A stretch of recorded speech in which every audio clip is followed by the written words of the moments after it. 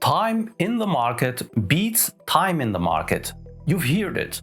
You probably believe it. But could you explain why it's mathematically true? Most people can't.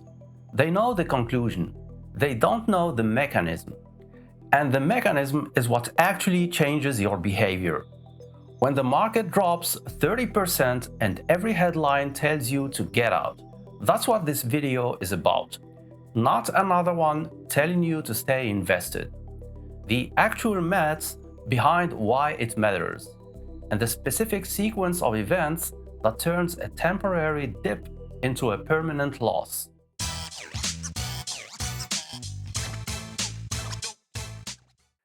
Remember that nothing here is financial advice. Historical figures are used for illustration. Past performance doesn't guarantee future returns. Always verify on official sources before making any investment decision.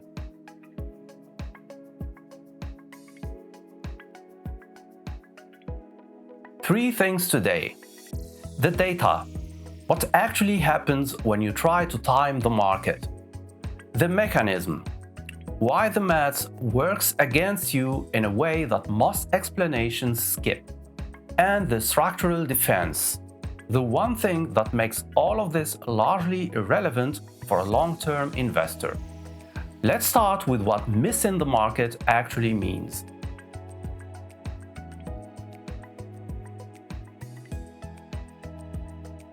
When people hear "don't miss the best days," most assume it means don't be out of the market entirely. That's not what it means. Missing the best days means something more specific.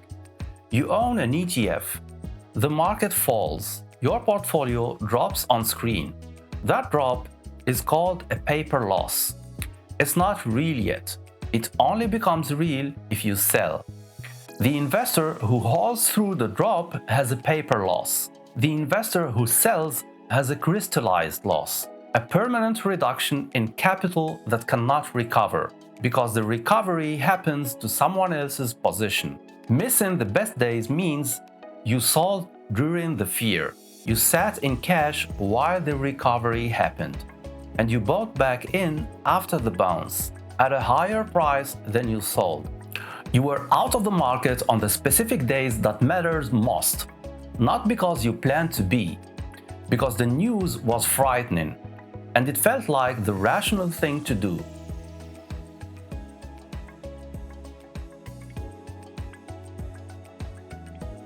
JP Morgan Asset Management ran a study on the S&P 500 from 2004 to 2024, 20 years of data. Here's what they found. 10,000 euros invested at the start and left completely untouched grew to over 72,000 euros over 20 years. The same 10,000 euros but missing just the 10 best trading days, under 35,000 euros. Missing 10 days out of roughly 5,000 trading days, less than a quarter of 1% of the time, cuts your return by more than half. Miss 20 of the best days, your return drops to a third. Miss 30, it falls to near nothing. These are not theoretical numbers. This is what the data shows across a 20-year period that included the 2008 financial crisis, the 2020 pandemic crash, and multiple smaller corrections.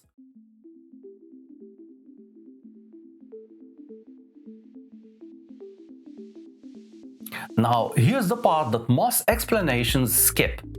Why does missing 10 days matter so much? Because those 10 days are not randomly spread across 20 years. They are clustered, almost always in the same weeks or months as the worst days. 7 of the 10 best days in that 20-year JP Morgan study occurred within 15 days of the 10 worst days. Let me make that concrete. The market has a terrible week, down 8, 10, 12%. The news is everywhere. Experts are warning of further losses. The investor who panics sells on day 5 of that terrible week. 2 days later, the recovery begins. The market bounces 4% in a single session, then 3% the next day. Those 2 days alone represent more positive return than most years deliver. The investor who sold is sitting in cash. They are watching the recovery happen without them. Now, why does the bounce happen so fast? Because the panic selling overshoots. The market falls below what the underlying businesses are actually worth. And when the selling exhausts itself, the correction is sharp and fast. The best days are violent precisely because the worst days were too. The only way to guarantee you're present for the recovery is to be present during the crash.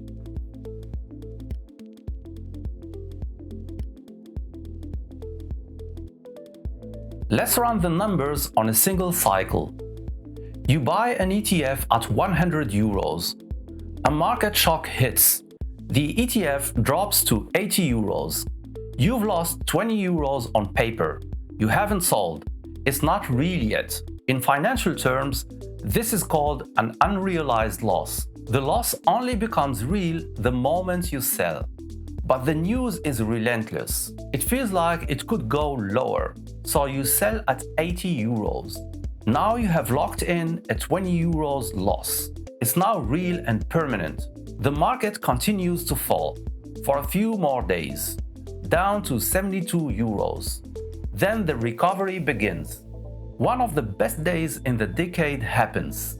The ETF jumps back to 86 euros in a single session, then 90 euros the next week.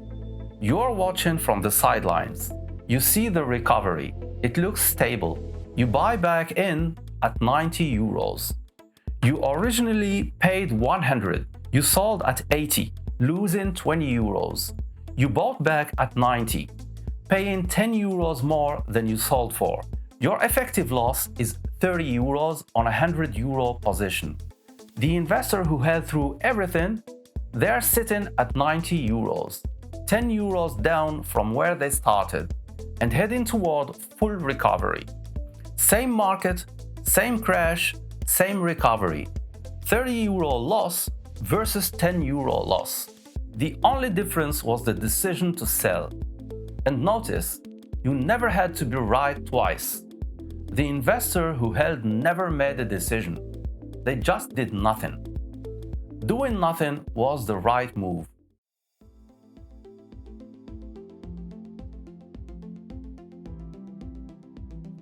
At some point, every new investor asks a version of this question. But what if the market doesn't recover? And it's a fair question. Individual companies can go to zero. Enron went to zero. Wirecard went to zero. They never came back. If you held those single stocks, your loss was permanent. The fear of permanent impairment is rational for a single company, but it's not rational for a globally diversified world ETF. A world ETF holds roughly 1,600 companies across 23 developed countries: the US, Japan, the UK, Germany, France, all represented. For a world ETF to go to zero and never recover, every one of those 1,600 companies across 23 countries would need to go bankrupt simultaneously and permanently. That's not a market crash. This is the end of the global economy as a system. At that point, your ETF is genuinely the least of your problems. The relevant risk for a world ETF is not permanent impairment. It's a prolonged period of flat or negative returns, like Japan's Nikkei, which took 35 years to recover from its 1989 peak. That's a real risk for a single country index. It's significantly less likely for a geographically diversified global index, because it would require all major economies to stagnate simultaneously for decades. That has never happened in recorded market history.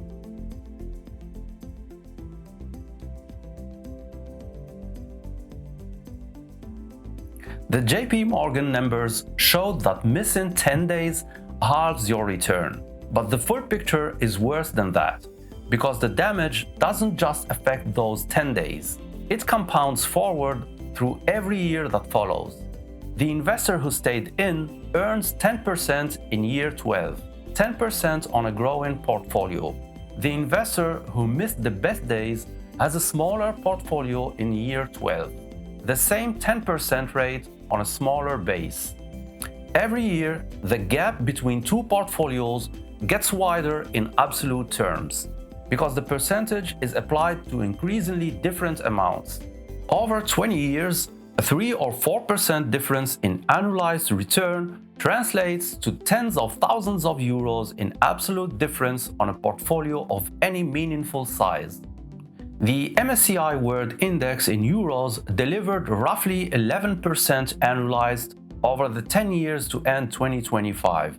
Over 25 years from 2000 through two major crashes, it delivered roughly 6% annualized. Not spectacular, not catastrophic, steady.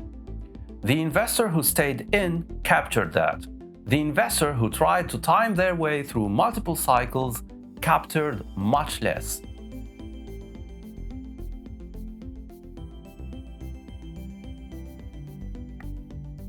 There's a related question that comes up naturally here. At what point does the portfolio do more work than you do? The formula is straightforward. Take your annual contribution. Divide by your expected annual return rate. The result is the portfolio value at which your returns in a given year exceed what you put in. At 300 euros a month, 3,600 a year, and the 7% return assumption, 3,600 divided by 0.07 equals roughly 51,000 euros. Once your portfolio reaches 51,000 euros, it generates more than 3,600 euros per year on its own. Your money is now working harder than you are. Year 15, portfolio generates roughly twice your annual contribution. Year 20, 3 times. Year 30, the contributions are almost irrelevant to the outcome. Time did the work.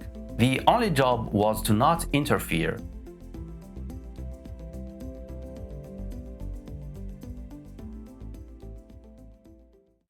All of this, the missed days, the panic selling, the permanent gaps, is the problem that the automatic savings plan solves. Not through discipline, not through willpower, through structure. If your ETF purchase happens automatically on the 15th of every month, there is no decision to make in a crash. The instruction executes regardless of what the market did last week. You buy during crashes automatically, which means you buy at the low prices that will compound forward for decades. The investor who sets up a savings plan and leaves it alone cannot miss the best days, because they never leave the market. They're present for every crash and every recovery, every terrible week and every violent bounce. By doing nothing, they capture everything. This is why the most powerful thing you can do after watching this video is not to study the market more carefully. It's to automate the decision so you never have to make it.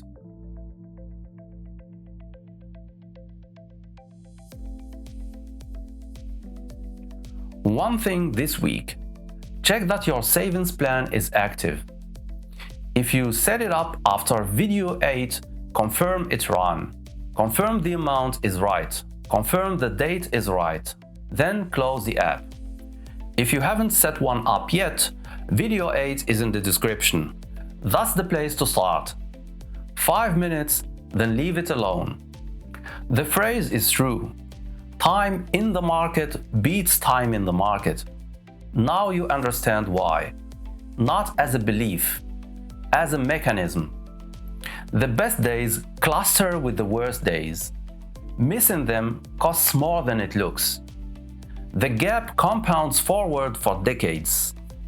And the structure of an automated savings plan means you never have to make the decision. The market will drop again for sure. There will be a crash you didn't see coming. Headlines will tell you this time is different. It will feel like the rational choice is to act. Now you know what that action costs. Money is a tool. If you don't learn to control your finances will control you.